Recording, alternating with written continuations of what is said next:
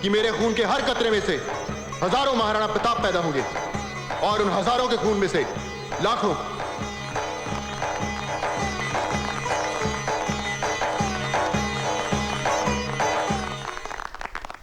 बल्ले बल्ले बल्ले, ये तो छोटे सरदार जी आए बैठे हैं। ओ महाराज, इन्हों वधिया वधिया अफसरिया बख्शे गुरु महाराज। बह जा मीर आलम, बह जा, बोलता ही चला जा रहा है। महाराज साडे किहड़े हाल चलते हैं, साडी तो बस जबान चलती है, ताइयों दाल फुलका चलता है साडा। मीर आलम रोटी खा ले। ऊं तो सरदार जी भुख नहीं है, पर मैं थोड़ा आखा नहीं मोड़ सकता। देख लो सरदार जी, दाने दाने ते लिखा खान वाले दा ना। पर मीर आलम, तू तो उनमें से है जो दूसरों के दाने पे जबरदस्ती अपना नाम लिखता जा रहा है।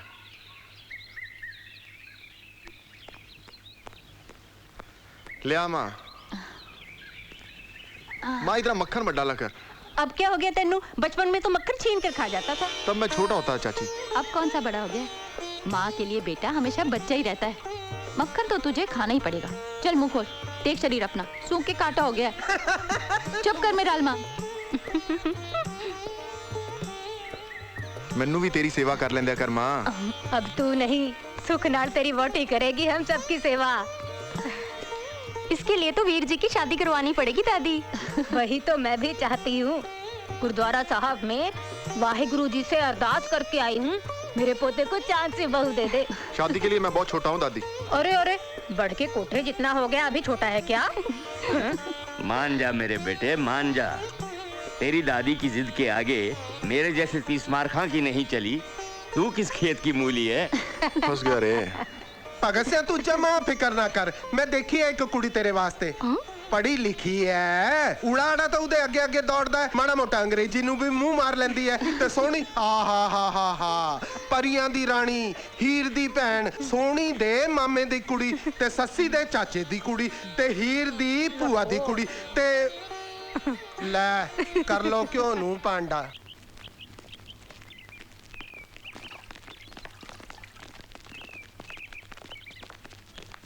ये लीजिए सरदार जी, भगत सिंह आया था और आपके लिए खत छोड़ कर गया है।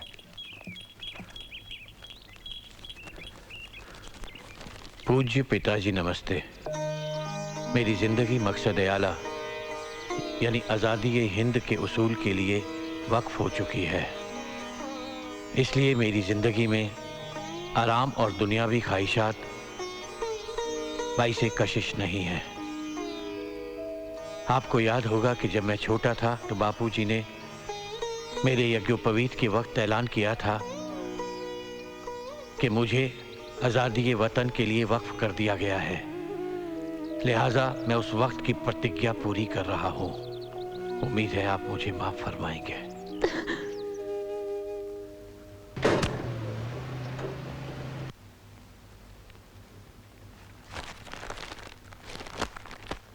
लीजिए सान्याल साहब। हाँ जी।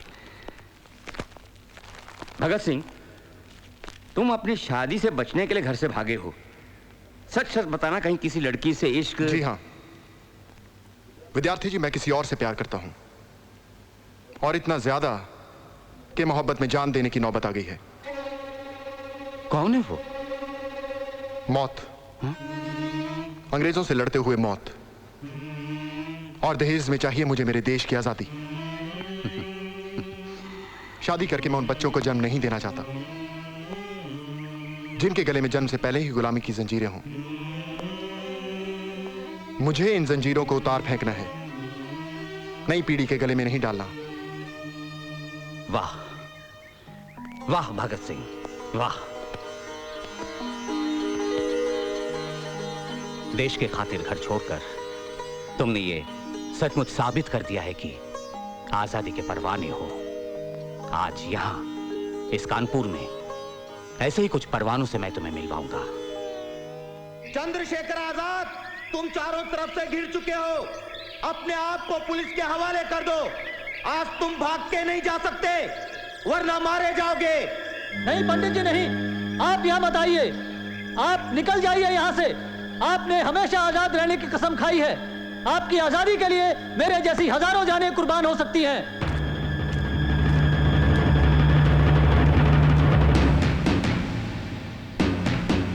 नहीं पंडित जी नहीं, आपने मेरे लिए अपनी जान जोखिम में डालकर अच्छा नहीं किया।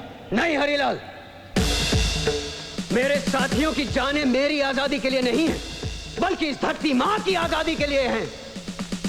अगर मैंने आजाद रहने की कसम खाई है तो मुझे अपने साथियों की आजादी भी उतनी ही प्यारी है। हाँ। और यह साला क्या हिम्मत करेगा कि आजाद की आजादी को खत्म करे? ये तो खुद साला अंग्रेजों का है। साला मुझको कुत्ता बोलता है तू उसको कुत्ता बोलता है? बोला वंदे मातरम।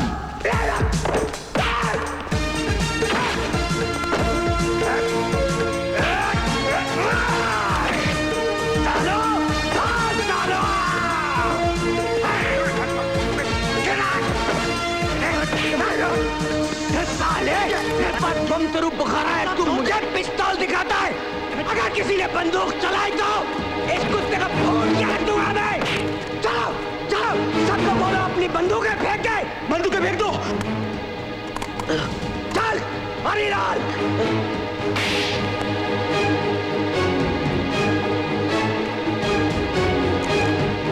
बंदूक की फेंक, नीचे फेंक।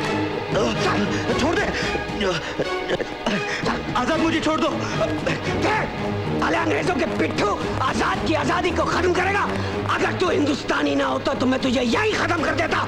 चल साले दीवार की तरफ मुंह करके खड़ा हो जा। मुझे साले चल सीढ़ी बन और बोल वंदे मातरम। वंदे मातरम। वंदे मातरम। वंदे मातरम। वंदे मातरम। वंदे मातरम। वंदे मातरम। चल हरिलाल बोल पिट्ठू वंदे मातरम। वंदे मातरम। वंदे मातरम। वंदे मातरम। वंदे मातरम। वंदे मातरम। यह है बटुकेश्वर दत्ता और यह है शिव वर्मा।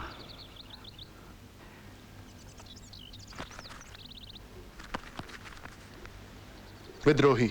ये काजी नजरुल इस्लाम ने लिखा है। जानते हो भगत, दत्ता आम बंगालियों की तरह किताबें साथ रखकर सोता है।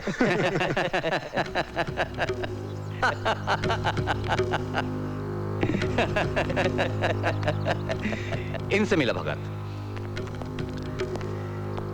यह है चंद्रशेखर आजाद।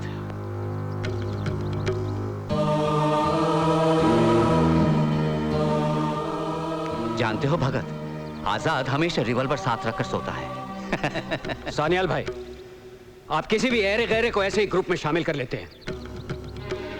आप जानते हैं कि पुलिस के मुखबिर चारों तरफ घूम रहे हैं। आजाद, ये सब कहने से पहले शायद तुम भगत की आंखों में झांक कर देखते। कितनी आंख है उनमें। ये उस परिवार में से है जिसने। रहने दीजिए साला साहब। अगर किसी को आग में कूदना हो, उसके लिए यह जरूरी नहीं कि वो हाथ में गर्म कोयला पकड़ कर दिखाए। देशभक्ति दलीलों से साबित नहीं की जाती। ये वो पौधा है जिसे खून से सींचा जाता है। और इस वक्त मेरे देश को मेरे खून की जरूरत है। चलता हूं सानिल भाई। भगत सिंह, तुम्हारे सीने में वो आग है जो एक दिन पूरे देश को रोशन कर देगी। जय हिंद। जय हिंद। माँ, तू रो मत। वीर जी आएंगे ना तो मैं कहूंगी उनसे ब्याह करवा ले। पता है कितना शौक है मुझे घोड़ी गाने का। ना जाने तेरा वीर कौन सी घोड़ियां गवाएगा तुझसे। कुलतार, भैया जी आगे, जा दरवाजा खोल के आ।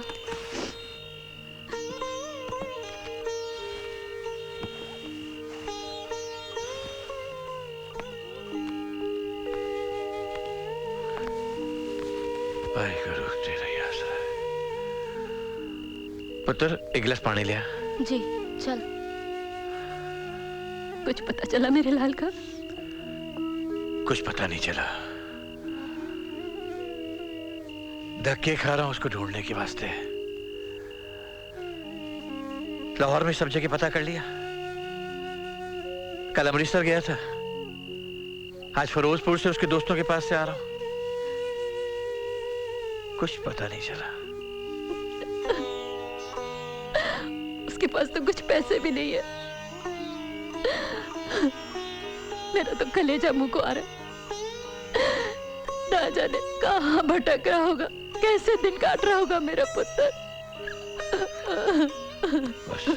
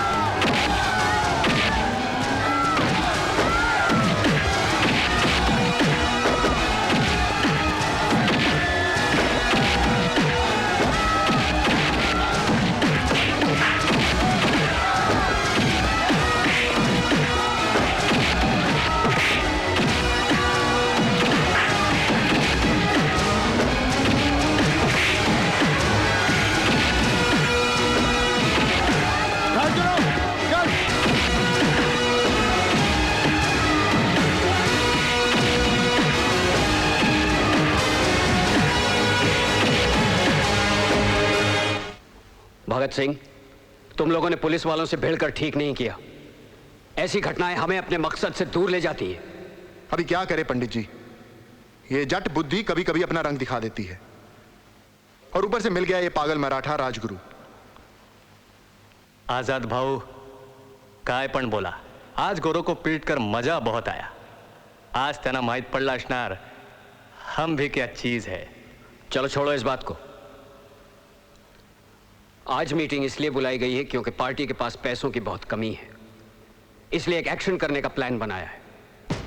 इस काम में मेरे साथ राम प्रसाद बिस्मिल, लाहिरी और अशफाकुल्ला रहेंगे, और कुछ नए साथी भी।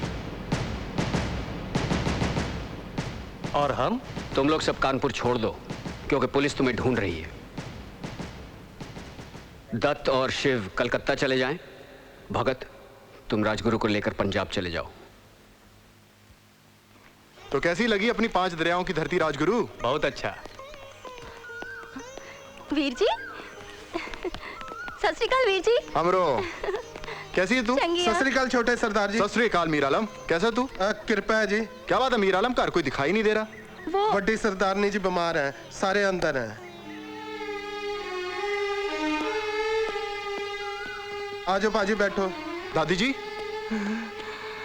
दादी क्यों है थानू?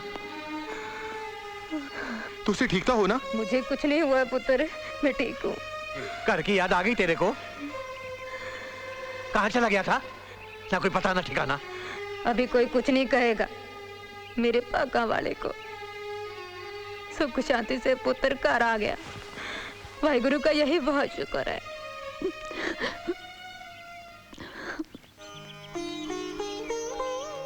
क्यों सुन रहे हो वीर जी? क्या? यही कि बहनों को कितना चाह होता है भाई के ब्याह का।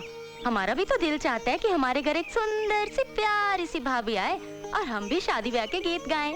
अमरो, पूरी दुनिया देखेगी मेरी दुल्हन को। तू देखना, जिस दिन मेरी शादी होगी ना, तेरे साथ पूरा हिंदुस्तान गाएगा मेरे ब्याह के गीत। ओहो वीर जी, मुझे ना आपकी ये बड़ी बड़ी बातें बिल्कुल समझ में नहीं आती। बातें छोड़ और चुपचाप तेल लगा। आपके बालों में तेल लगाना क्या इतना आसान है वीर जी? बहुत लंबे हैं, थोड़े छोटे करवा दो। चोटी खिंचवाएगी माँ से तू अपनी? हाँ, तुझे पता है ना माँ ने कितने प्यार से बड़े किए मेरे बाल, और अगर इन्हें किसी दिन कटवाने की जरूरत पड़ी ना तो पूरी सिख कौम मुझ पे गर्व करेगी।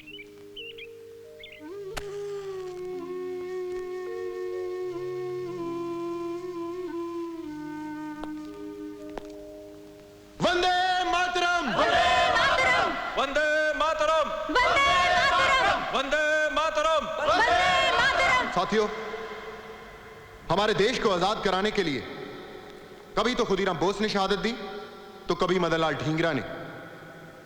ऐसे सच्चे और निस्वार्थ आशिकों में अमर शहीद सरदार करतार सिंह सराभा का भी नाम है। उन लोगों ने देश से इश्क किया है, नेताओं की तरह राजनीति नहीं। पूरी दुनिया में मोहब्बत का पैगाम फैलाने वाले बाबा बुल्ले शाह और जुल्म के खिलाफ जंग का ऐलान करने वाले दुल्ला भट्टी के वारिसों, ये जलियांवाला बाग की वो पवित्र मिट्टी है जिसमें हमारे देश के हजारों शहीदों का खून मिला हुआ है।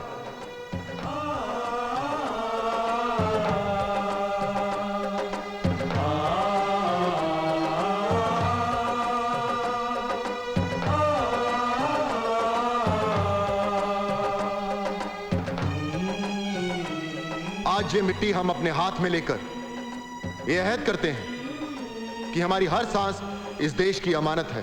जय हिंद, वंदे मातरम।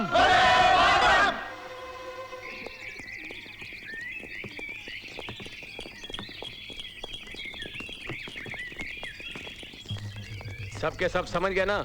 जाओ। साहब, क्या बात है? अगर मैं काकोरी कांड का कुछ सुराग आपको दूं तो मुझे क्या मिलेगा साहब? तुम्हें तुम्हारी गद्दारी को सरदारी में बदल दूंगा। तो बस कल अपने आदमी मेरे साथ भेज देना लाइब्रेरी के पास। शाबाश जयचंद की औलाद। अगर तुम्हारे जैसे मीर जाफर हमारे साथ रहे ना तो किसकी मजाल के अंग्रेजों को भारत से कोई बाहर निकाल दे।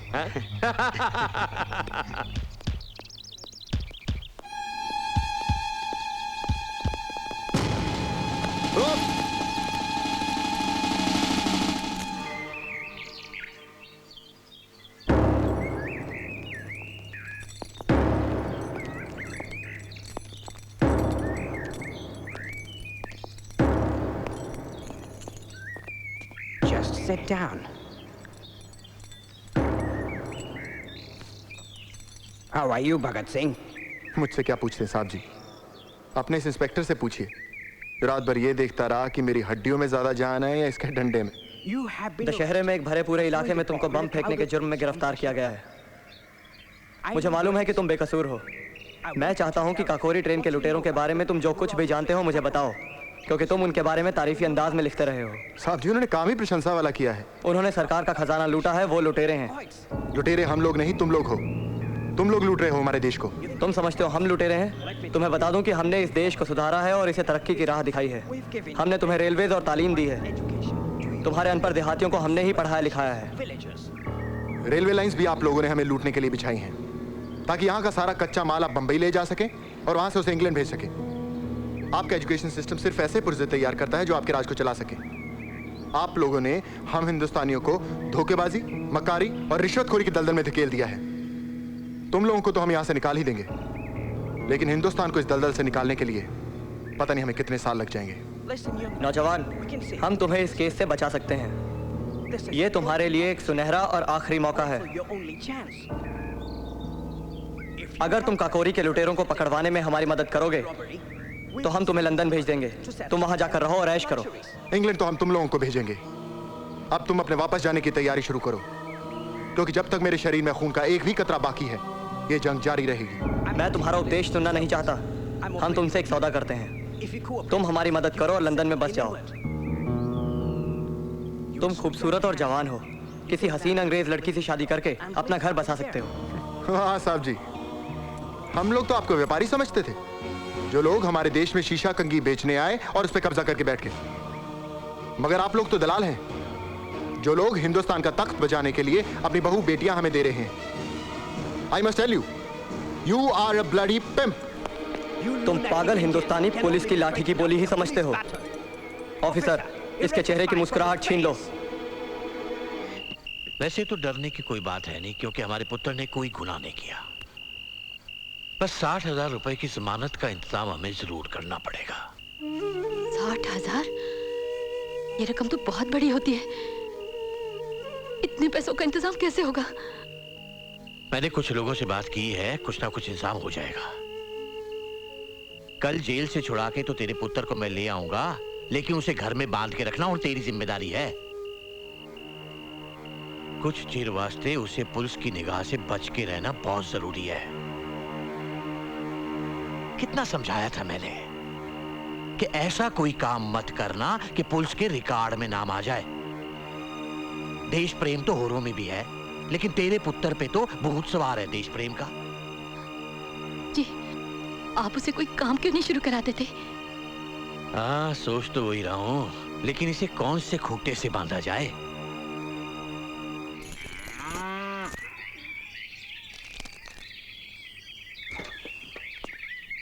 दूध के लिए शुक्रिया मासी। भगत सिंह, ये मझ तेरी मासी किमें हो गई? बचपन में हम माँ का दूध पीते थे और बड़े होके हमें इनके दूध से ताकत मिलती है। इस रिश्ते से ये हमारी मासी हुई ना। और वैसे भी इन्हीं का दूध पी पी कर तो मेरी सारी पुलिस की चोटें ठीक हुई। ओए हुन ठीक हो गया है तो फिर अंग्रेजा नाल पंगे लेगा? ऐसे लिए तो सरदार जी ने तेनू ऐस काम च फसाया। पंछी, परदेसी और आशिक किसी के रोके नहीं रुकते मीर आलम। पंछी, परदेसी, पता नहीं।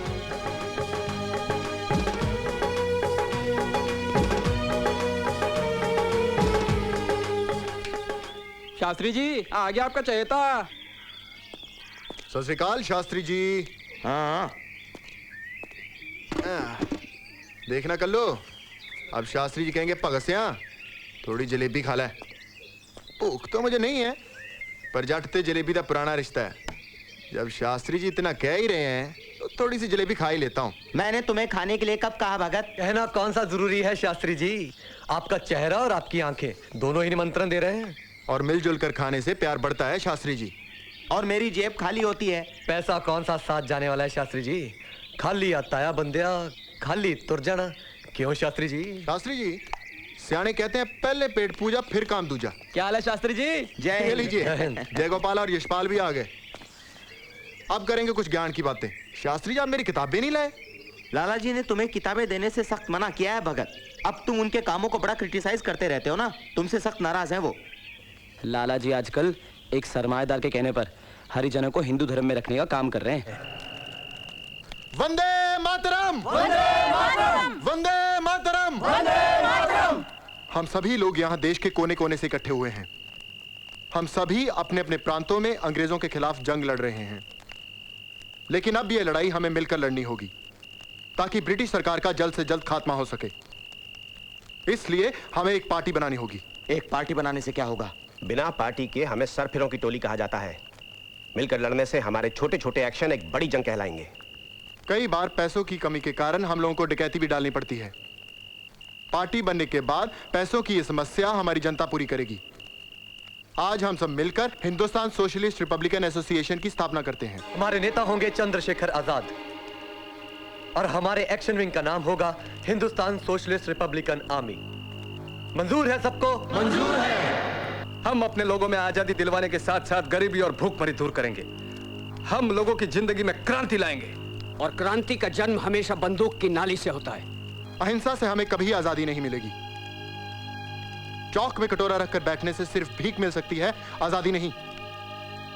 ब्रिटिश साम्राज्य को जड़ से उखाड़ फेंकने के लिए हमें वो रास्ता अपनाना पड़ेगा जो शिवाजी, गुरु गोविंद सिंह और महाराजा राणा प्रताप ने अपनाया था। जय हिंद! जय हिंद! जय हिंद! मैं दिल्ली, कलकत्ता और कानपुर सब जगह होकर आया हूं और कहीं से भी बम का इंतजाम नहीं हो सका। इस समय हमारे संगठन में पैसों की भारी कमी चल रही है। फिर अब क्या करना होगा? भगवती भाई भी तो यह नहीं है। मेरठ साजिश केस में उनको और उनके साथी कॉमरेड्स को पुलिस ढूंढ रही है। वो तब से अंडरग्राउंड हैं। लेकिन क्या बात है, तुम लोग इतना परेशान क्यों लगते हो? साइमन कमीशन लाहौर आ रहा है। साइमन कमीशन भारत भेजकर ब्रिटिश सरकार हिंदुस्तानियों को सिर्फ ये बताना चाहती है कि तुम गुलाम हो और सदियों तक गुलाम ही रहोगे। लाला जी साइमन कमीशन के खिलाफ प्रदर्शन करने का प्रोग्राम बना रहे हैं। क्या होगा ऐसे प्रदर्शनों से? Simon commission go back, Simon commission go back करने से क्या कमीशन वापस चला जाएगा? लेकिन हम चुप भी तो नहीं बैठ सकते। पूरा देश इस समय इस कमीशन के खिलाफ प्रदर्शन कर रहा है, तो इस समय क्या पंजाब चुप बैठा रहेगा? हम सभी पार्टियां मिलकर लाला जी की लीडरशिप में प्रदर्शन करेंगे। भगत, अब तू उसे अपना लीडर मान रहा है जिस पर तूने जातिवाद को बढ़ावा देने का आरोप लगाया था, और उसने तो हमें रूस का दलाल तक कहा। यह हमारा आपस का मामला है।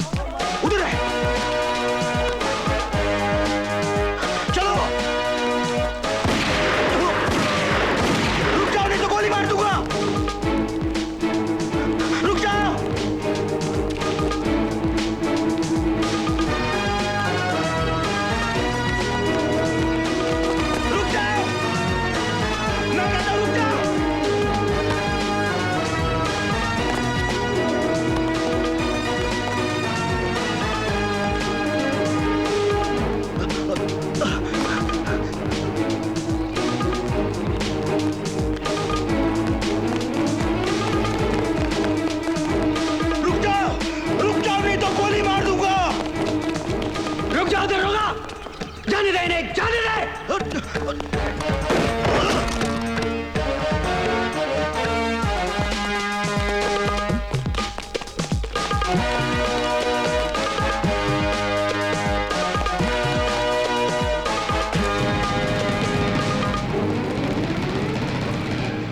हॉस्टल का चप्पा चप्पा छान मारो। तुम लोग इधर से जाओ, तुम उधर से जाओ, घेर लो सारे हॉस्टल को। Hit them hard! Hit them hard! Bastards! Find them and hit them! चाबी उधेड़ दो इनकी, मारो इनको! Hit them hard! Hit them hard! Hit them, bastards! मारो इनको! मारो! Bastards! Hit these bastards! मारो इनको! Bloody Indian! मारो! Who's that bastard? Why nobody's beating him? Hey, you! Get out! Bloody Indian, get out!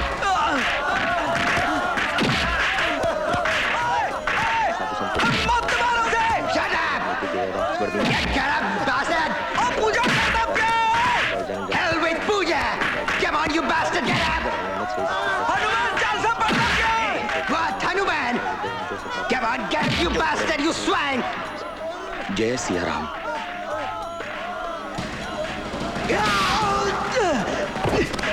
Enough!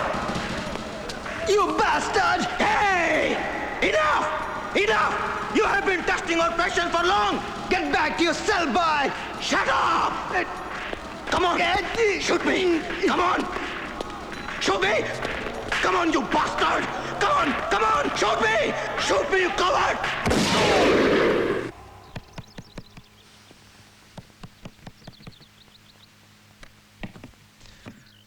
नमस्ते दुर्गा भाभी। नमस्ते। सुखदेव, सब ठीक ठाक तो है?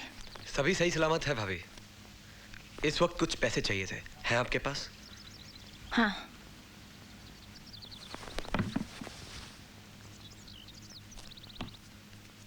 ये लो 500 रुपए। तुम्हारे भाई साहब दे गए थे, शायद तुम लोगों को जरूरत पड़े। तुम्हारे एक्शन ने तो अंग्रेज सरकार को पूरी तरह से हिला दिया। और सरकार को हिलाने वाले 4 दिन से भूखे हैं। ठहरो, मैं तुम सबके लिए रोटी बना के लाती हूँ। नहीं भाभी, रोटी नहीं। इस वक्त हमारा लाहौर से निकलना बहुत जरूरी है। आपको भी साथ चलना होगा भाभी। मैं अभी तैयार होके आती हूँ। भाभी, सचिन को भी साथ ले जाना होगा। ठीक है। स्टेशन पे बहुत पुलिस होगी, वहां कुछ भी हो सकता है। आपको घबराहट तो नहीं होगी भाभी? घबराहट कैसे सुखदेव? मुझे तो आज इस बात की खुशी है कि मुझे अपने पति के रास्ते पे चलने का मौका मिला है और मेरा बेटा इतनी कम उम्र में आजादी का सिपाही बनने जा रहा है।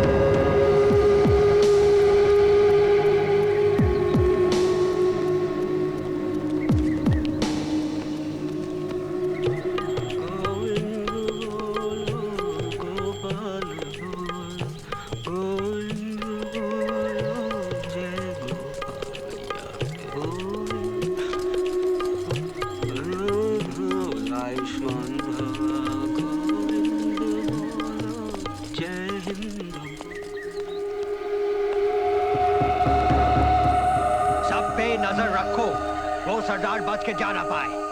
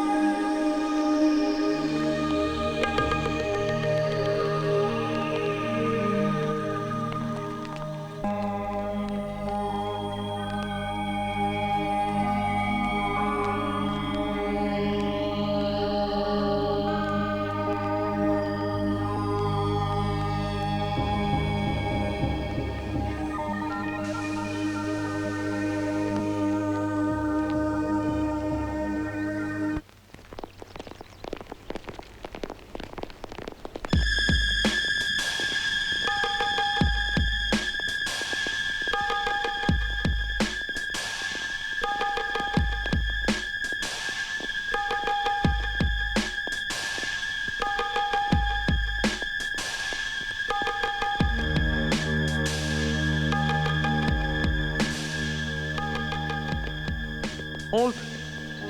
Show me your gate pass. But that we have already shown at the main gate. So what? I'm asking you to show it again and you're bound to do it.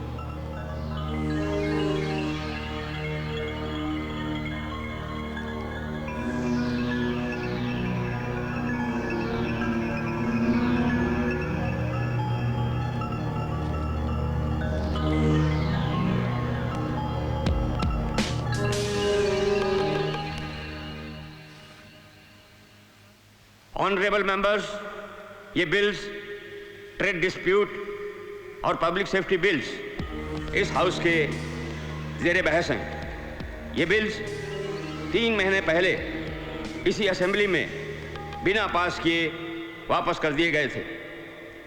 लंबी बहस के बाद कल जब ये बिल बराबर vote से पास ना हो सके तो वाइसरॉय को मैंने ये बताना अपनी ड्यूटी समझी कि मेरा कास्टिंग वोट बिल्स के खिलाफ है। Honorable President, why are you wasting the time of this house? You announced the order of His Excellency, the Viceroy. जब यहाँ बिल वाइसरॉय के हुक्म से ही पास होते हैं, तो ये असेंबली किस लिए? जब हमारी आवाज का कोई मतलब नहीं है, तो सरकार इसे खत्म करे और डंडे से राज चलाती रहे। मुझे अफसोस है कि इस हाउस की आवाज सरकार के बहरे कानों तक नहीं पहुंच पाई। As the trade dispute bill is now out of the way, I propose to give my ruling.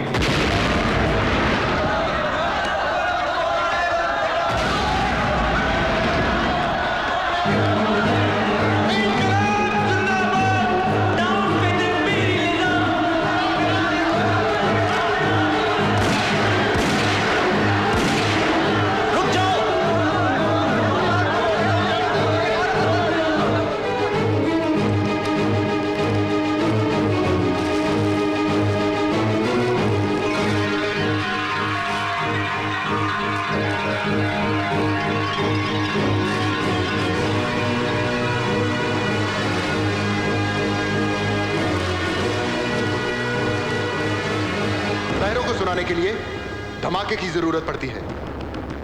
शासन सुधार के नाम पर पिछले 10 वर्षों से ब्रिटिश सरकार द्वारा हमारे देश का अपमान किया गया है।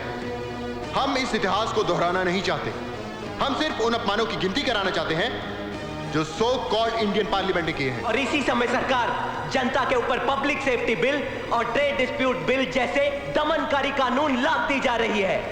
इन बेहद उत्तेजक हालातों में अपनी जिम्मेदारी समझते हुए हिंदुस्तान सोशलिस्ट रिपब्लिकन एसोसिएशन ने हमें काम करने का हुक्म दिया है ताकि कानून का एक गंदा मजाक बंद हो और नौकरशाही चाहे जो करे उसे जनता के सामने नंगा करना बहुत जरूरी है।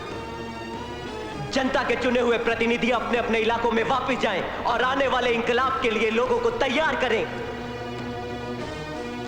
हम इंसानी खून बहाने पर दुखी हैं, पर क्रांति द्वारा सबको समान आजादी और मनुष्य द्वारा मनुष्य का शोषण रोकने के लिए हम लोग ये मानते हैं कि कुछ व्यक्तियों का बलिदान बहुत जरूरी है। इंकलाब जिंदाबाद! इंकलाब जिंदाबाद! Hey, don't be scared. We won't harm you. Drop your gun.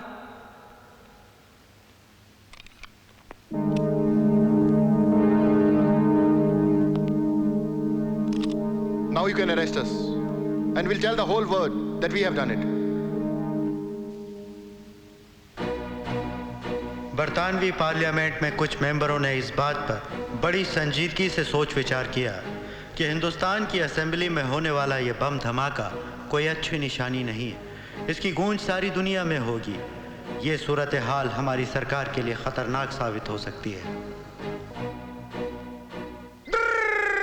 O photo Chhapki photo आ देखो सरदार जी आ देखो भगत सिंह दी फोटो छपी अखबार च भागा वालिए सुनिया तू तेरे भागा वाले ने अंग्रेजों को चुनौती दे दी है कि अब हम तुम्हारा राज बर्दाश्त नहीं करेंगे। मीर आलमा मार खाए एक डगा।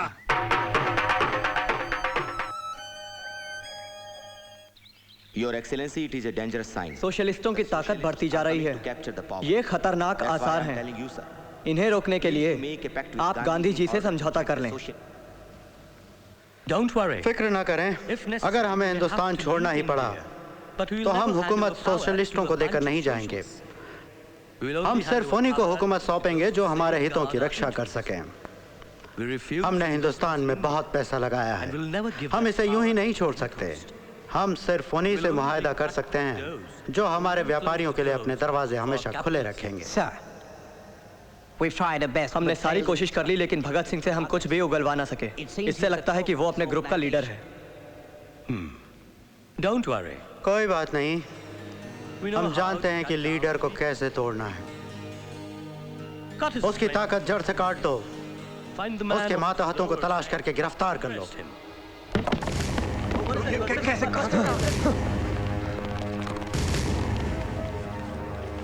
इंकलाब जिंदाबाद। मेरा नाम खान बहादुर अब्दुल अजीज है। मैं तुम लोगों का इनकलाब खत्म कर दूंगा। इंकलाब इंकलाब इंकलाब। नमस्कार आसफ अली साहब। नमस्कार। भगत सिंह, कल जब कोर्ट में आप लोगों को अपनी बात कहने का मौका मिला था तो आप लोगों ने कुछ कहा क्यों नहीं? उस दिन अगर हम बयान देते तो जज साहब वही बात बाहर जाने देते जो उन्हें पसंद होती। हम अपना बयान लिख कर देंगे, उसकी एक कॉपी प्रेस को दी जाएगी, उसके बाद हमारी बात छपने से कोई नहीं रोक सकेगा। खुदा की कसम Bhagat Singh, you are so intelligent. Asaf Ali साहब, आप बयान लिखना शुरू कीजिए। ओह हाँ। It was necessary to awaken England from her dreams. We had dropped bombs on the floor of Assembly Chamber to register a protest on the behalf of those who had left no means to give expressions to their heart-rending agony. My Lord, Your Majesty has charged us to the criminal act and has paid no attention to our motives. It's regrettable that no consideration has been paid to our motives. It's a patent flaw in the judicial system. मुलजिम इसके नतीजे से बेहद बेपरवाह नजर आते हैं। इनके इस भयानक कारनामे से न सिर्फ एक बल्कि कई बेगुनाहों की जानें जा सकती थी। ये उनकी एक सोची समझी साजिश थी। अगर इन्हें इसी तरह छोड़ दिया गया तो ये खतरनाक साबित हो सकते हैं। इसलिए ये अदालत भगत सिंह और बटुकेश्वर दत्ता को काला पानी की सजा सुना रही हैं।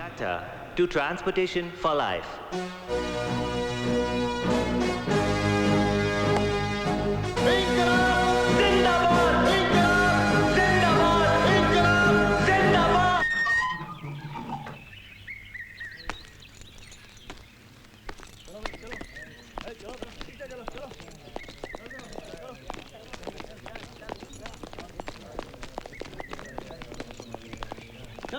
Bloody swine!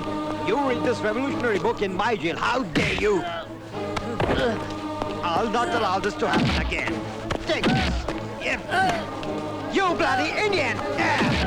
Listen to me. No one read this book in this jail. ये क्रांतिकारी किताब कोई नहीं पढ़ेगा. I'll kill you if I catch you with this. समझे? You bloody Indians! Take this! Take this! You swine! I'll show you! You bloody Indian! Take this! I'll show you! Don't do it again, I know!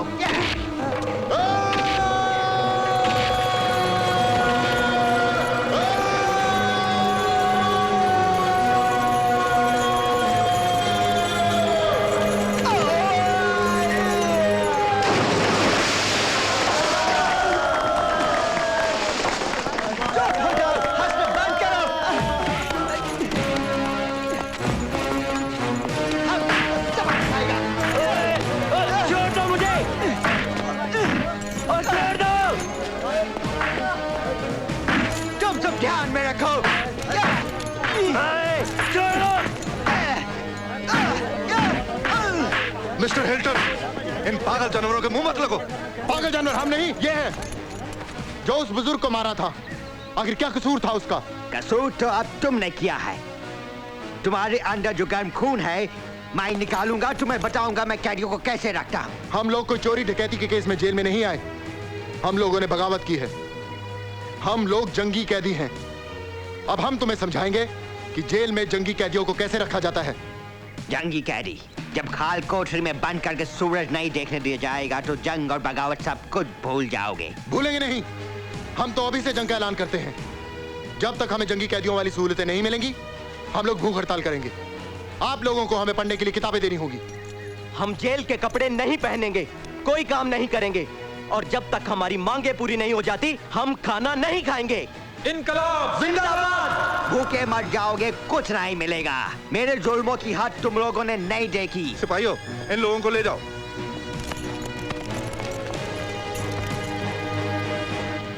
Mister Hilton, इन लोगों के साथ ठीक ढंग से पेश आना। ये बहुत खतरनाक लोग हैं। इनकी हर खबर अखबार में छपती है। जिन्होंने असेंबली में बम फेंका था, वीके दत्त और भगत सिंह। भगत सिंह? So then, तो क्या हुआ? हम भगत सिंह को जल्द से जल्द खत्म कर देंगे। सर, पुलिस के पास इसका सबूत है कि सैंडर्स कत्ल के बाद लाहौर की सड़कों की दीवारों पर लगाए गए पोस्टर्स और असेंबली में फेंके गए पर्चों की लिखावट एक ही आदमी की है। गुड, ठीक है। पुलिस से कहो कि उनके खिलाफ ऐसा केस तैयार करें कि उन्हें अंग्रेजी सरकार के खिलाफ साजिश करने का सबक मिल सके। अगर जरूरी हुआ तो हम ज्यादा से ज्यादा लोगों को फांसी देने के लिए अपनी ताकत इस्तेमाल करेंगे। इससे हम मुसीबत में पड़ सकते हैं क्योंकि इस वक्त ज्यादातर लीडर उनके पक्ष में हैं। No problem. कोई बात We नहीं। have good friends हमारे here. अच्छे दोस्त हैं। उनकी अहिंसा पॉलिसी हमारी मदद करेगी। अब जाओ और एक अच्छा सा साजिश का केस तैयार करो। Yes sir.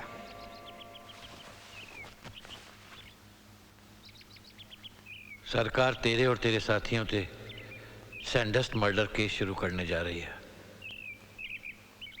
मैंने पता है पिताजी।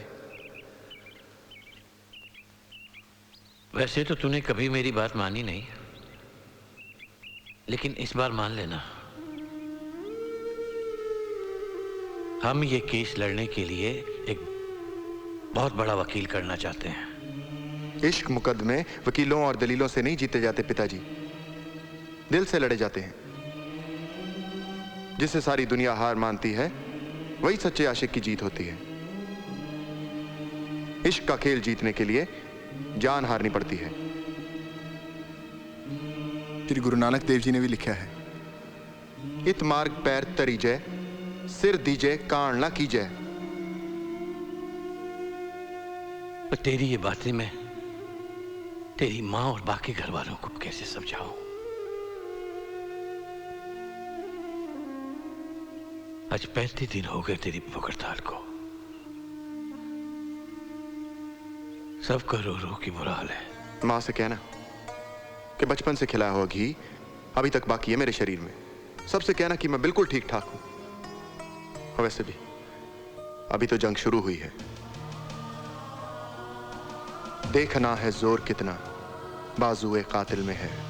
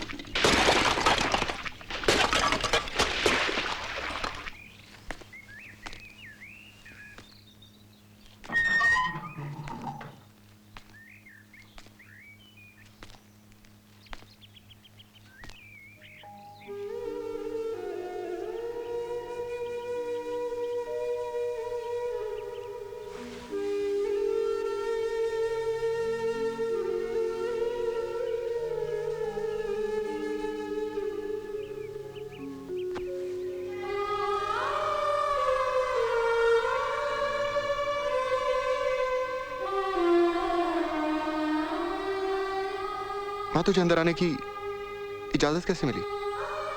पुत्र, इन अंग्रेजों ने आज एक हिंदुस्तानी माँ के रुतबे को खत्म करने की कोशिश की। मुझसे पुलिस ने कहा कि तूने अपनी भूख हड़ताल खत्म कर दी और मेरे हाथों से रोटी खाना चाहता है। मगर माँ, तूने कैसे समझ लिया कि मैंने अपनी भूख हड़ताल खत्म नहीं की? मैंने तुझे जन्म दिया है पुत्र।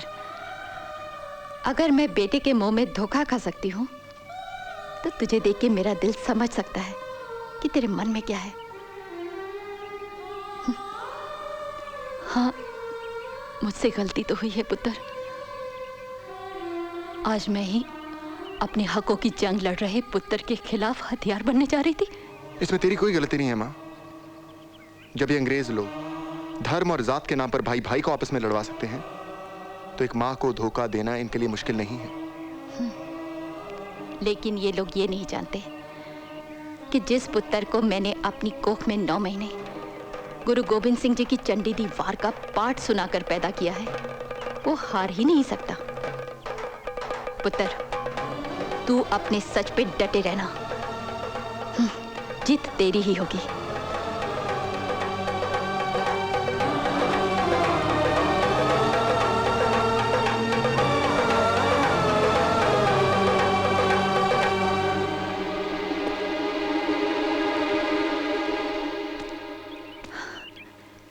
खान बहादुर,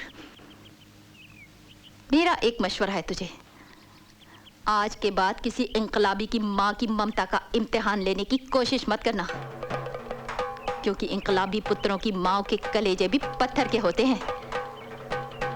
और हाँ, आज तक तूने काफिरों के बारे में तो काफी सुना होगा। घर जाके आईना देख लेना, काफिर के मायने समझ आ जाएंगे।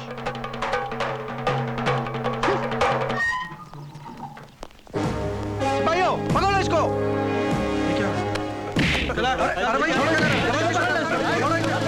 छोड़ो,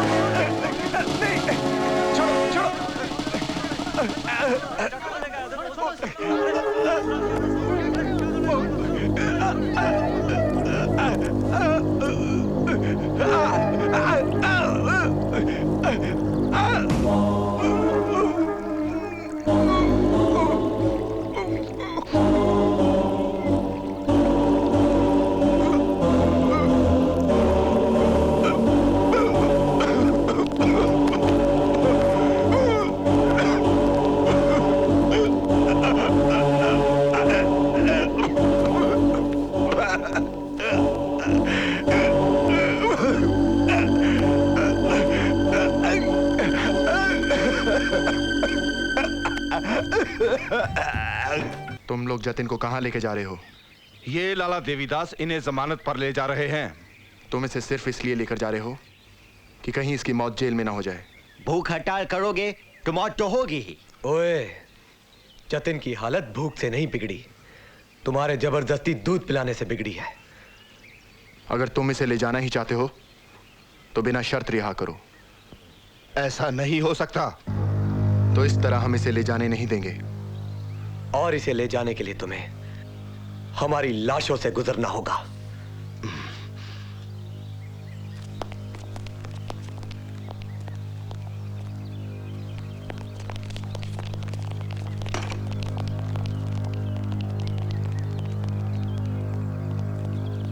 इश्क तो इश्क है, इश्क मरता मुझे अंदर मत लेके जा भगत। मैं अपनी आखिरी सांस इस खुले हवा में लेना चाहता हूं।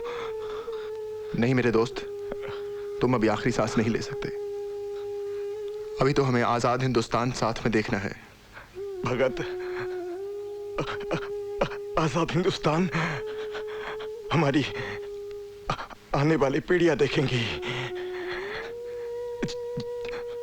जब हम इस राह में चले थे तो हमें मालूम था कि एक दिन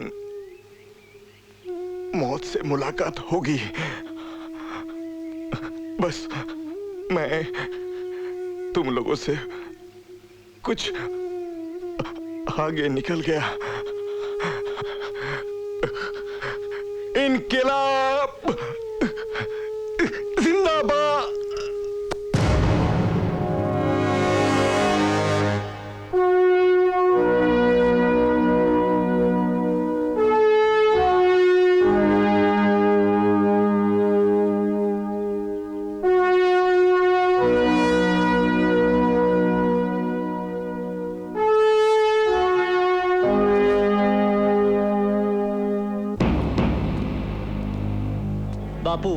भगत सिंह और उसके साथियों की भूख हड़ताल पूरे देश की जेलों में फैल चुकी है। जतिन दास की मौत ने तो आग में घी का काम किया है, पर बापू, आपने जतिन दास की मौत पर कोई स्टेटमेंट क्यों नहीं दी? मेरी नजरों में भगत सिंह और उसके साथी तो सिर्फ भटके हुए नौजवान हैं। आपकी नजरों में वो चाहे जो भी हैं, मगर उनकी वजह से लाहौर अब राजनीतिक तौर पर महत्वपूर्ण हो गया है। पंडित जी, हमारा अगला कांग्रेस सेशन लाहौर में होगा। जैसे आप ठीक समझे। एक बात और बापू, सरकार हंगर स्ट्राइक बिल असेंबली में ला रही है, क्या हम उसका विरोध करें? ये सब तुम लोग खुद फैसला करना। मिस्टर जिन्ना, मैं इस बात पर जोर देना चाहता हूं कि भूख हड़ताल के खात्मे के लिए बिल का पास होना जरूरी है। मैं इस बिल की मुखालफत करता हूं। मिस्टर जिन्ना, मैं उम्मीद करता हूं कि आप हमारी मदद करेंगे। भूख हड़ताल को मरण व्रत तक ले जाना सबके बस की बात नहीं है। 4 दिन भूखे रहकर देखिए, आपको खुद एहसास हो जाएगा। जो आदमी भूख हड़ताल करता है वो अपने ज़मीर की आवाज सुनता है, रूह की गहराई से लड़ता है और अपने मकसद में इंसाफ पर यकीन रखता है। भगत सिंह मामूली मुजरिम नहीं है तो कोई बहुत भयंकर अपराध का मुजरिम भी नहीं है। वो भटके हुए नौजवान हैं। ये आप और आपके दोस्त कहते हैं। आप उनसे अच्छा सलूक करें तो आपको अच्छे नतीजे मिलेंगे। मेरा ख्याल है अगर आपने ऐसा ना किया तो आप लोगों की नजरों में जालिम बन जाएंगे, क्योंकि इस बिल के तहत मुल्जिम जज के सामने अपनी किसी तरह की सफाई नहीं दे सकते। मैं आपसे पूछता हूँ, ये मुकदमा है या मजाक? आप ये याद रखें, अगर जेल में आपने भगत सिंह पर और ज्यादा जुल्म किए तो फिर मेरे देशवासियों का गुस्सा अंग्रेजी सरकार के काबू से बाहर हो जाएगा।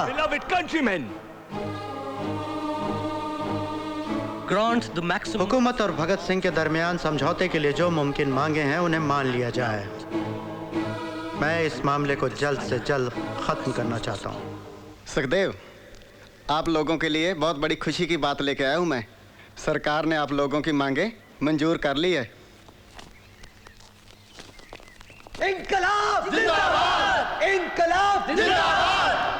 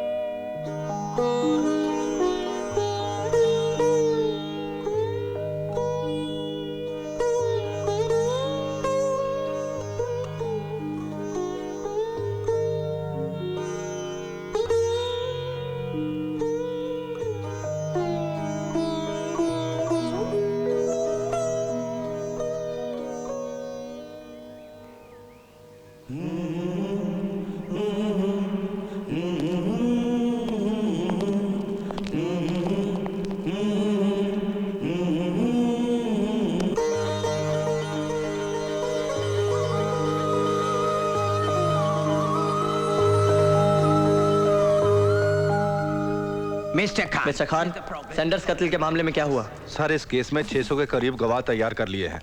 उन्हें ट्रेन कर रहा हूं। इस ग्रुप की एक कमजोर कड़ी भी मेरे हाथ लगी है। Very impressive, mister Khan. Thank you sir. और सर, भगत सिंह के खास दोस्त राजगुरु को गिरफ्तार कर लिया गया है। Good, very good.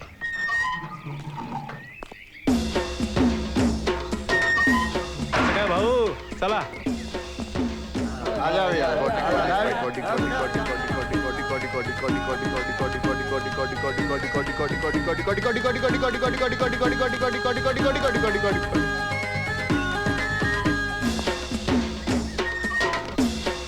इंकलाब जिंदाबाद! अरे राजगुरु,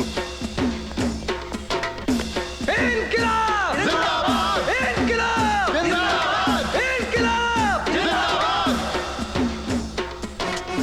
आखिर आ ही गए प्यारे तुम भी। तुमको तो मालूम, जान के बगैर जिस्म कैसा रहे। दरवाजा खोलो। तुम सब लोग उनको अच्छी तरह से पहचान लो। ऊंचे कद वाला, मूंछों वाला भगत सिंह, काली टोपी वाला राजगुरु, और जो छोटा है, छोटी मूंछों वाला, वो सुखदेव।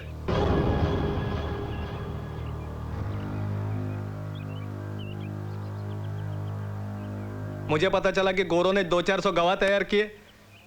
जहां सैंडर्स का कत्ल हुआ था वहां क्या बैसाखी का मेला लगा हुआ था? ये सब तो सियासी खेल है राजगुरु।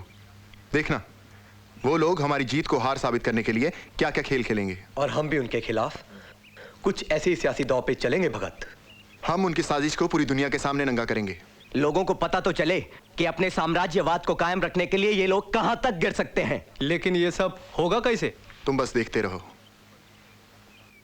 वक्त आने दे बता देंगे तुझे ए आसमां, हम अभी से क्या बताएं क्या हमारे दिल में है। इंकलाब जिंदाबाद, इंकलाब जिंदाबाद, इंकलाब जिंदाबाद, इंकलाब जिंदाबाद, इंकलाब जिंदाबाद, इंकलाब जिंदाबाद, इंकलाब जिंदाबाद, इंकलाब जिंदाबाद, इंकलाब जिंदाबाद, इंकलाब जिंदाबाद, इंकलाब जिंदाबाद, इंकलाब जिंदाबाद। You may proceed. Inspector Fund, do you recognize the accused?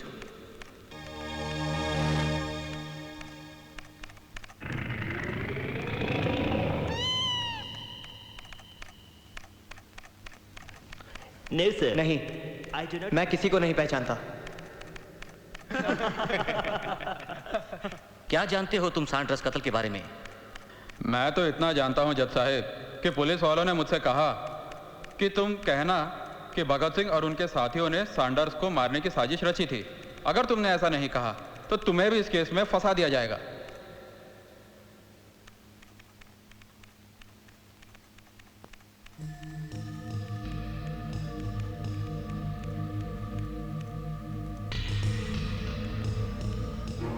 जनाब, ये सब इनका ही किया धरा है। जनाब, मैं अभी इन लोगों के बहकावे में आ गया था। इन लोगों ने सरकारी खजाने को लूटने की प्लानिंग बनाई थी और देश में जगह जगह बम बनाने के कारखाने भी लगाए थे। हुजूर, ये सारे क्रांतिकारी सभी अंग्रेजों को मारना चाहते थे। हुजूर, सैंडर्स साहब को मारने की साजिश सुखदेव ने रची थी और भगत सिंह और राजगुरु ने उन पर गोलियां चलाई थी। हुजूर, हवलदार चनन सिंह को भी इन्होंने ही मारा था। हुजूर, इन्होंने ही मारा था। गद्दार! पकड़ो इन लोगों को!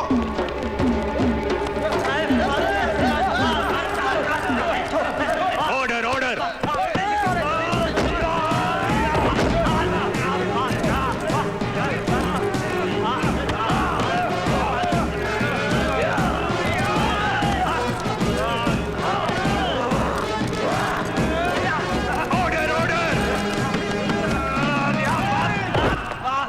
The court is adjourned.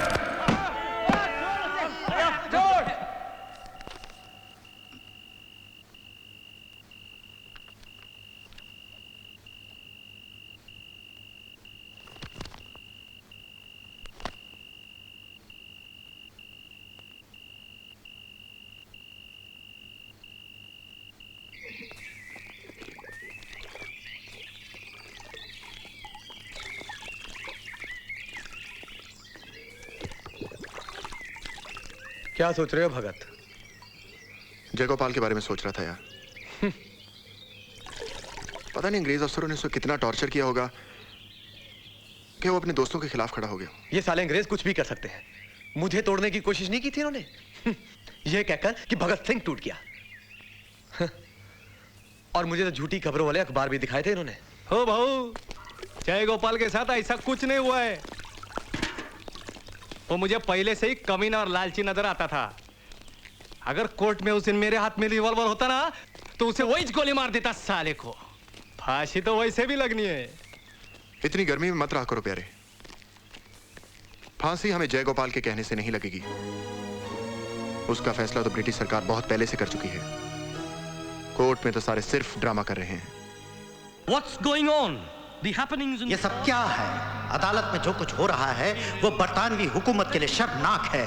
सारी दुनिया में जो हमारे दुश्मन हैं भगत सिंह की मदद कर रहे हैं। वो तो गांधी से भी ज्यादा मशहूर होता जा रहा है। How long? ये अदालती कार्रवाई कितने दिन में पूरी होगी? Inquiry. इस रफ्तार से तो साल भी लग सकता है। हम इतना इंतजार नहीं कर सकते। Sir, तो फिर हमें इसके लिए कुछ ड्रामाई अंदाज अपनाना होगा। एक, भगत सिंह की तरफ से लोगों का ध्यान हटाया जाए, और दो, उसको जल्द से जल्द खत्म कर दिया जाए। गांधी का असेंबली बॉयकॉट लोगों का ध्यान अपनी तरफ खींचेगा और दांडी मार्च का ऐलान उनको और ज्यादा लुभाएगा।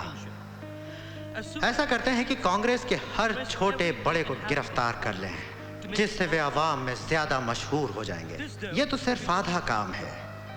इसके लिए हाई कोर्ट से खास इजाजतनामा लिया जाए, जिसकी अपील सिर्फ प्रीव्यू काउंसिल में ही हो सकती है। Applicable in Privy Council. लेकिन ट्रिब्यूनल की मियाद तो सिर्फ 6 महीने की होती है। इस नौजवान की जिंदगी की मियाद भी उतनी ही है।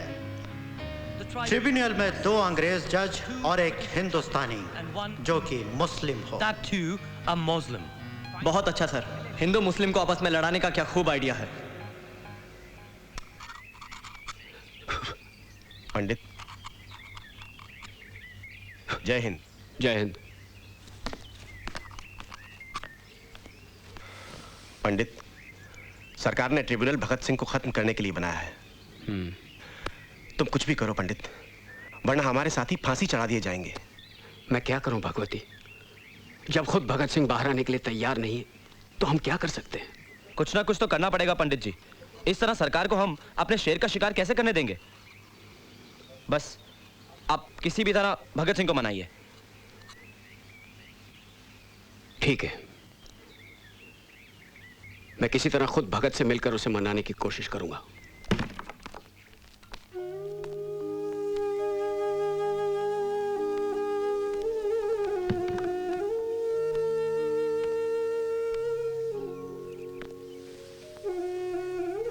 अमरो, कैसी तू? तेरे चेहरे से मुस्कुराहट क्यों गायब हो गई? जब भाई जेल में हो तो बहन के चेहरे पर मुस्कुराहट कहां से आएगी? अमरो, मैं जेल में इसलिए हूं ताकि हिंदुस्तान की सारी बहनों के चेहरे पे मुस्कुराहट आ सके। आपको सबकी फिक्र है, कभी अपनी चिंता की है आपने? माँ ने एक बाबा जी को भेजा है। जय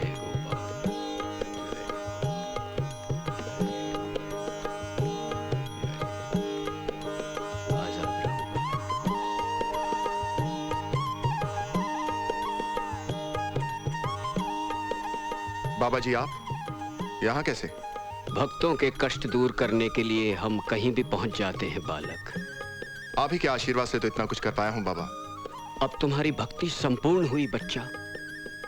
हम चाहते हैं कि अब तुम्हें मुक्ति का रास्ता दिखाएं।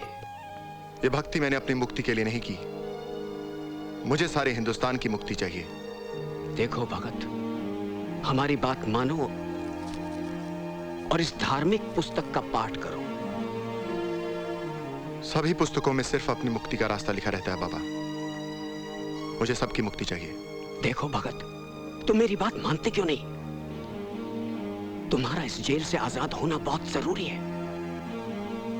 बाबा जी, आप ध्यान दीजिए, इस वक्त आप कहां पर हैं?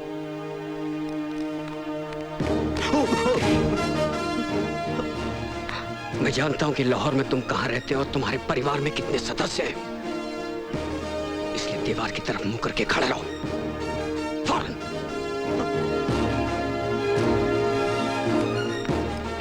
भगत, जेल आने का जो तुम्हारा मकसद था, अपनी बात पूरी दुनिया में पहुंचाने का, वो पूरा हो चुका है और हम सबका यही फैसला है कि तुम्हें इस जेल से आजाद करवाया जाए। ये लो, इसे पढ़ लो, इसमें पूरी प्लानिंग लिखी है, पढ़ लो भगत। पंडित जी, किसी आम आदमी की तरह मुझ में भी उतनी ही जीने की ख्वाहिश होनी चाहिए, लेकिन जब से पता चला है मरने का नाम है जिंदगी, सर पे बांधे कफन कातिल को ढूंढते हैं। भगत, लेकिन हम तुम्हें खोना नहीं चाहते। गुलामी और गरीबी के दलदल में फंसे इस हिंदुस्तान को मैं दूसरा भगत कहां से लाके दूंगा? पंडित जी, जब मैं हंसते हंसते फांसी चढ़ूंगा तो पूरे हिंदुस्तान की माएं अपने बच्चों के भगत सिंह बनने का इंतजार करेंगी। देश की आजादी के लिए कुर्बान होने वालों की गिनती इतनी बढ़ जाएगी कि ब्रिटिश साम्राज्यवाद इंकलाब को रोक नहीं पाएगा। बस अफसोस तो इस बात का रहेगा कि जो कुछ मैं अपने देश और इंसानियत के लिए करना चाहता था उसका 1000वां हिस्सा भी नहीं कर पाया। नहीं भगत, तुमने तो बहुत कुछ कर लिया मेरे दोस्त। बस मेरे हिस्से में तुम लोगों को कुर्बानी के लिए तैयार करना ही आया। जय हिंद। जय Hind.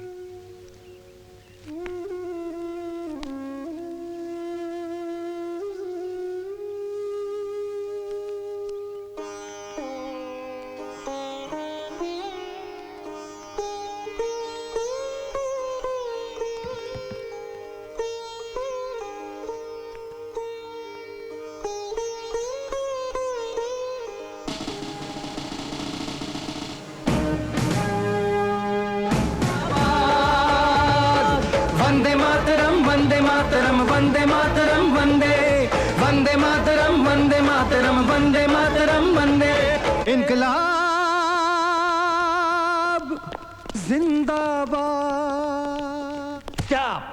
Don't disturb the court by singing this bloody Indian song. Shut up!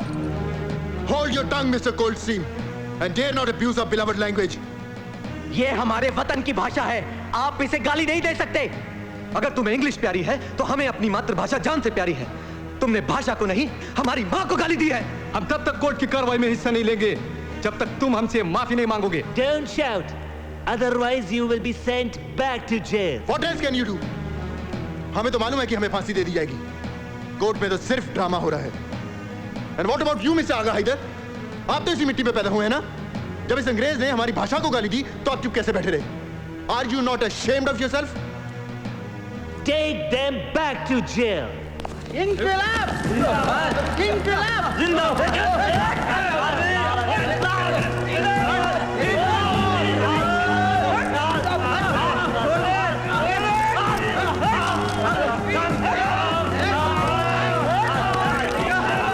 कयामत के दिन कम से कम खुदा से ये तो कह सकूंगा कि ये गुनाह मैंने नहीं देखा।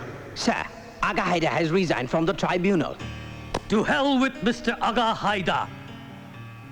चेयरमैन से कहो कि वो छुट्टी लेकर इंग्लैंड चला जाए और कुछ दिन आराम करे। उसकी जगह हैमिल्टन को चेयरमैन बना के दोबारा ट्रिब्यूनल बनाया जाए और एक दूसरे सहयोगी मुस्लिम जज को रखें। 6 महीने के अंदर इस ऑर्डिनेंस को खत्म हो जाना चाहिए। Yes, sir. The conspirators refused. लेकिन मुल्जिमों ने अदालत में हाजिर होने से इनकार कर दिया है। मौजूदा कानून के तहत उनकी गैर हाजिरी में अदालती कार्यवाही चलाना नामुमकिन है। Well then, ठीक है, तो इसको बदल कर ऐसा कानून बनाओ जो हमारी जरूरतों को पूरा कर सके। चुप रहने से काम नहीं चलेगा बापूजी। अकेले कलकत्ता में ही पुलिस की गोलियों से 300 से ज्यादा लोग मारे गए और अब पूरा देश भगत सिंह और उसके साथियों की जान बचाना चाहता है।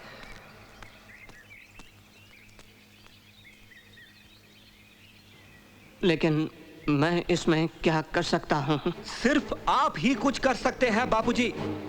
और बात सिर्फ भगत सिंह की जान बचाने की होती तो उसके साथ ही कब का उसे भगा ले गए होते। अगर हम हिंदुस्तानी आवाम की भलाई चाहते हैं तो हमें अंग्रेज सरकार से ऐसा कोई भी समझौता नहीं करना है जिससे कि भगत सिंह और उसके साथियों की रिहाई ना हो सके। आपके और लॉर्ड इरविन के बीच में होने वाले समझौते में उनकी जान बचाने का एजेंडा सबसे ऊपर होना चाहिए, वरना इस समझौते को रद्द कर दीजिए। मैं कोशिश करूंगा। पहले मुझे लॉर्ड इरविन से बात तो करने दीजिए।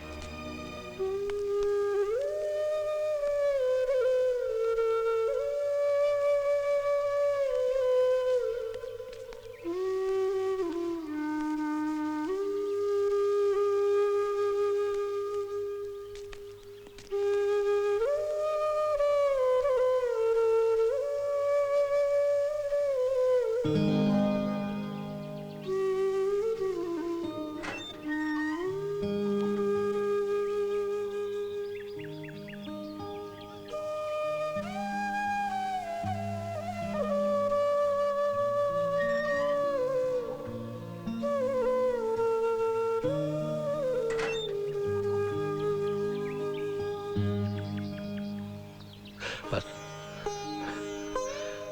जिंदा रहे पुत्र।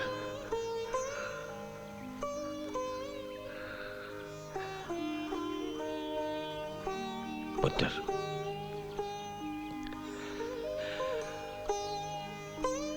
पुत्र मुझे पता है तू बहुत नाराज है मुझसे। नाराजगी की बात तो है पिताजी। मेरी जान बचाने के लिए आप लोगों को झूठी गवाहियों का सहारा लेना पड़े, इससे ज्यादा शर्मिंदगी की बात और क्या होगी किशन सिंह के पुत्र भगत सिंह के लिए। वो कोशिशें एक बाप किशन सिंह ने अपने पुत्र भगत सिंह को बचाने के वास्ते नहीं की थी पुत्र। वो कोशिशें तो एक आम हिंदुस्तानी ने की थी, हिंदुस्तान के अवाम की खातिर। पूरे मुल्क को तेरी जिंदगी की जरूरत है। मुल्क को इस वक्त मेरी जिंदगी से ज्यादा मेरी मौत की जरूरत है पिताजी।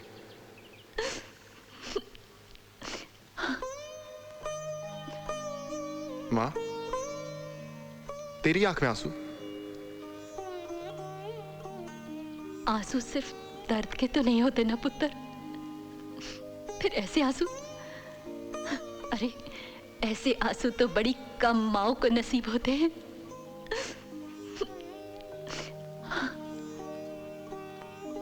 जब तू फांसी के फंदे को चूमेगा ना बेटा, तो इंकलाब जिंदाबाद का नारा जरूर लगाना। फांसी के तख्ते पर तेरे कदम डगमगाने नहीं चाहिए, हाँ समझा ना? माँ, क्या तू अपनी कोख को इतना कमजोर समझती है? वीर जी। अमरो, पिताजी ते मां दा ख्याल रखी।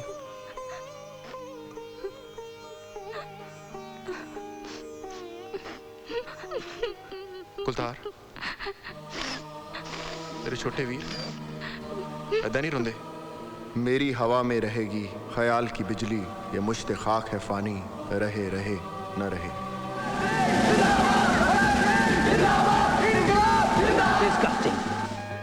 इन सारे पिछले दिनों में हम ठीक से सो भी नहीं पाए हैं, और आज फांसी से एक दिन पहले भी। अगर भीड़ इसी तरह जेल के बाहर जमा होती रही तो सवेरे तक लाखों लोग जमा हो जाएंगे सर। मेरा ख्याल है कि भड़की हुई भीड़ जेल की हिफाजत के लिए खतरा हो सकती है। हो सकता है कि वो अपने हीरो की फांसी में दखल अंदाजी करें। शर्म आनी चाहिए तुम्हें। तुम जैसे अफसर को ऐसे मौके पर बुज़दिली नहीं दिखानी चाहिए। हाँ मैं जानता हूँ, लेकिन इसके लिए मेरा जिंदा रहना जरूरी है। मेरे सिपाही तो जेल की चारदीवारी से बाहर झांकते हुए डरते हैं। तो तुम्हें ज्यादा पुलिस बंदोबस्त की मांग करनी चाहिए।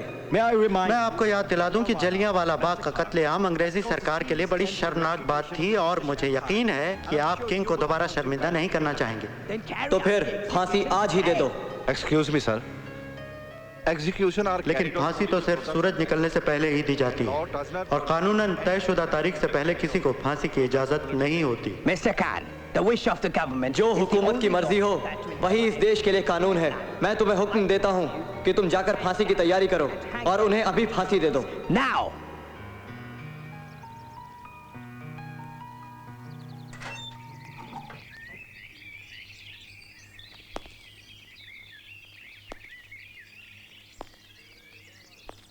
क्या बात है चढ़ सिंह जी?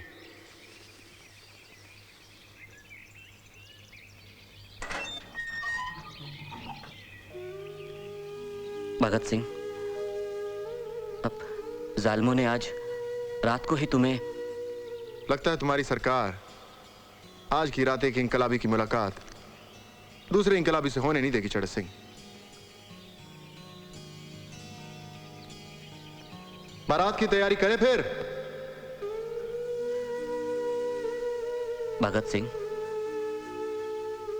कभी तो तुम्हें मैं एक संत के रूप में देखता हूं, और कभी तुम दुनिया के बहुत बड़े योद्धा नजर आते हो, लेकिन इंसानियत को बेपनाह मोहब्बत करने वाले इस भक्त को लोग नास्तिक क्यों समझते हैं? चढ़ सिंह, अगर इंसानियत को प्यार करना नास्तिकता है तो मैं नास्तिक हूं। अगर अपने देश के लिए लड़ना नास्तिकता है तो मैं नास्तिक हूं, और मुझे अपने नास्तिक होने पे गर्व है। जिसको शक हो वो करे और खुदाओं की तलाश। हम तो इंसान को इस दुनिया का खुदा कहते हैं। गुरु गोविंद सिंह जी ने भी कहा है, जो हमको परमेश्वर उचरे ते सब नरक कुंड में पर है। लेकिन उनकी बात को समझता कौन है चढ़ सिंह जी? उन्होंने हमेशा हमें सिखाया है, माथा रगड़ने से कुछ नहीं होता, अपने हक के लिए लड़ना चाहिए। बल हुआ बंधन छुटे, और ना हो तो पाए। बेबे, तू इतनी उदास क्यों है? मेरे बड़े होने से मेरी माँ को मेरा गंद उठाने से छुट्टी मिल गई, और अब मुझे फांसी लगने से मेरी इस माँ को छुट्टी मिल जाएगी। भगत सिंह, मेरी जिंदगी निकल गई कैदियों की गंद उठाते उठाते, लेकिन तुम जैसा इंसान मैंने नहीं देखा। अरे लोग तो मुझ जैसे नीच से 10 कदम दूर रहकर बात भी नहीं करते, और तू मेरे इन गंदे हाथों से बना खाना खा लेते थे और मुझे बेबे कहकर माँ का आदर दिया। तुम देवता हो भगत सिंह। मुझे देवता मत बना बेबे। देवता बनकर मैं तुझ जैसे अपने लोगों से दूर हो जाऊंगा। चल अब रोना बंद कर और मुझे एक आखिरी खाना बना के खिला दे अपने इन हाथों से। अमरो, जिस दिन मेरी शादी होगी ना, पूरा हिंदुस्तान गाएगा मेरे ब्याह के गीत। इंकलाब जिंदाबाद, इंकलाब जिंदाबाद, इंकलाब जिंदाबाद, इंकलाब जिंदाबाद, इंकलाब जिंदाबाद, इंकलाब जिंदाबाद, इंकलाब जिंदाबाद, इंकलाब जिंदाबाद, इंकलाब जिंदाबाद, इंकलाब जिंदाबाद, इंकलाब जिंदाबाद, इंकलाब जिंदाबाद, इंकलाब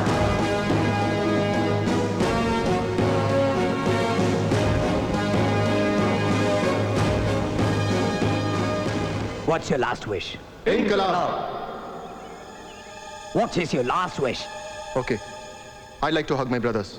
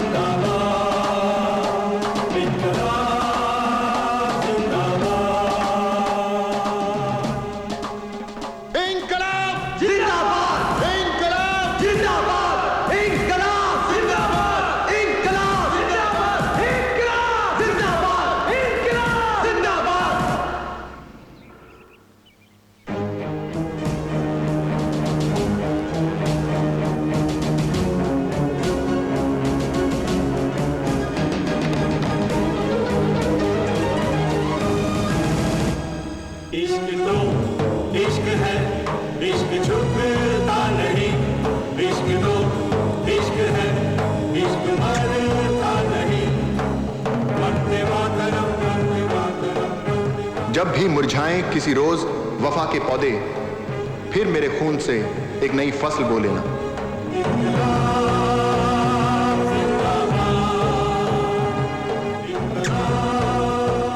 आजादी तो वार की जिंदड़ी पाले अपनी हस्ती, एक कोई तोहफा जान दा देके मिले शहादत सस्ती।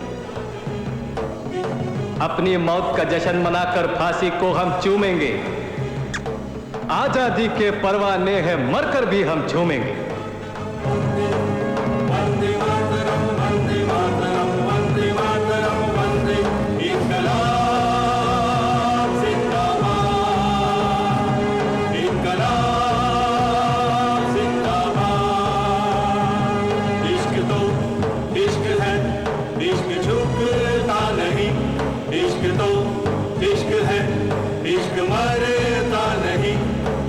वंदे मातरम, वंदे मातरम।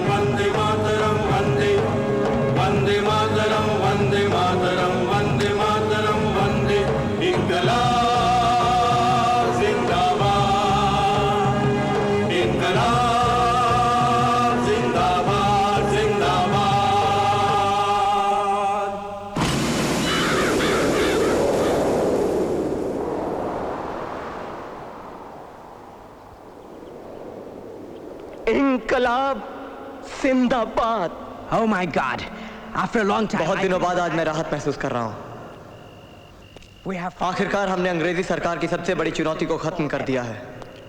मेरी बात याद रखें मिस्टर मिल्टन, हिंदुस्तान गरीबी और खुशहाली का दरमियानी फासला कभी तय नहीं कर सकता। हिंदुस्तानी लीडर ने कहा है कि मरने के बाद ज्यादा खतरनाक हो जाते हैं। But how?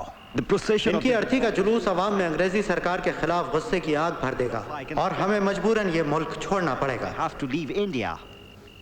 मैं ये हरगिज नहीं होने दूंगा। मिस्टर खान, जल्लाद से कहो कि लाशों के टुकड़े टुकड़े कर दे। क्या तुम सुन रहे हो? Yes sir. Hurry up! Hurry up! जल्दी ले जाओ। जल्दी। जल्दी।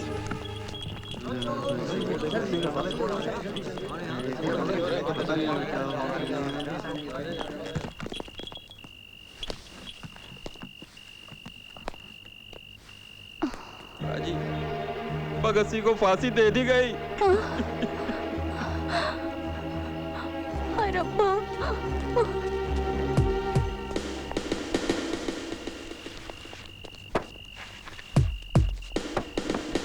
जल्दी जल्दी करो। Hurry up! Hurry up! Hurry up! Come on!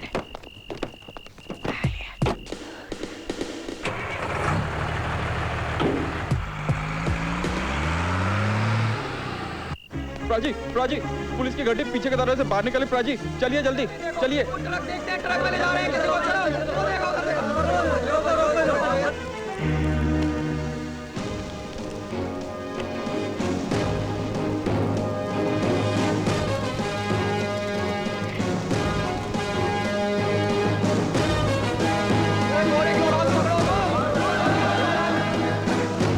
Push it down! Push it down!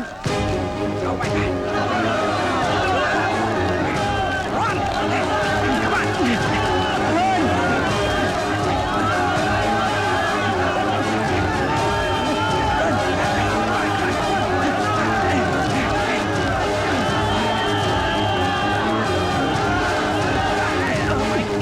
Jesus Christ!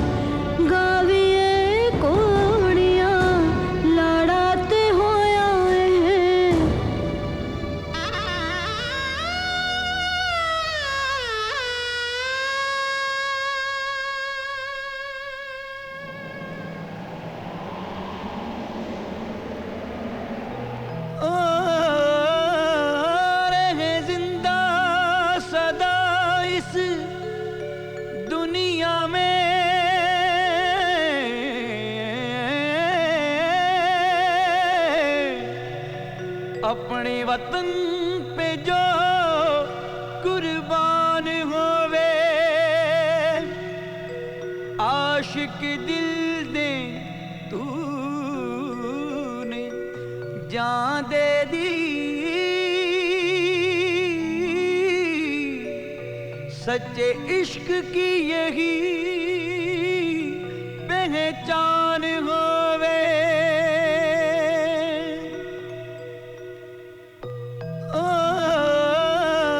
रहे जिंदा सदा इस दुनिया में,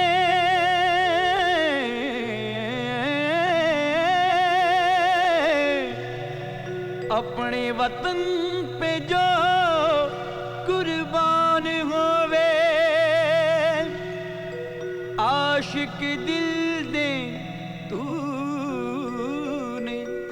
जान दे दी, सच्चे इश्क की यही